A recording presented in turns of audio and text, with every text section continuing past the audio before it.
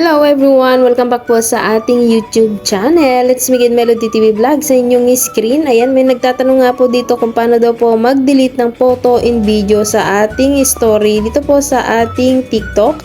Ayan, sana masundan mo at gawin mo na din itong tutorial na ito. Napakasimple lang po, sana makatulong.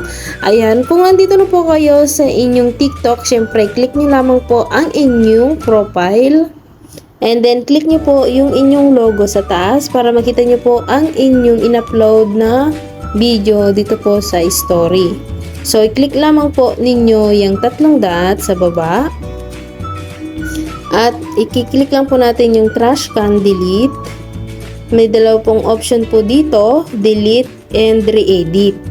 Kung gusto mong i-delete na lahat yan at yung totaling delete na po siya, na hindi na po naka-save po dyan sa inyong TikTok.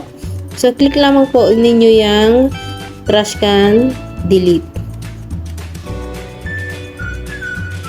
Ayan. So, automatic po, na-delete na po yung ating in-upload na video dito po sa ating story. So, click lang po natin dito yung story, ay yung logo natin. So, wala na. Paano naman mag-delete ng video? Video or photos dito sa ating TikTok. So, click lamang po ninyo yung gusto nyong i-delete. Click lamang po ninyo yung tatlong dot. And then, i-swipe lang po natin. Makikita po natin dito yung delete. Ayan po.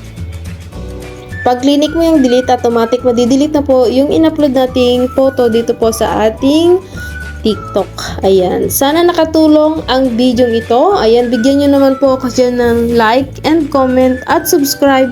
Huwag mo na din kalimutan i-click ang bell button para ma-notify ko po kayo sa susunod kong upload na video. Maraming salamat po for watching. Thank you very much and God bless. Bye!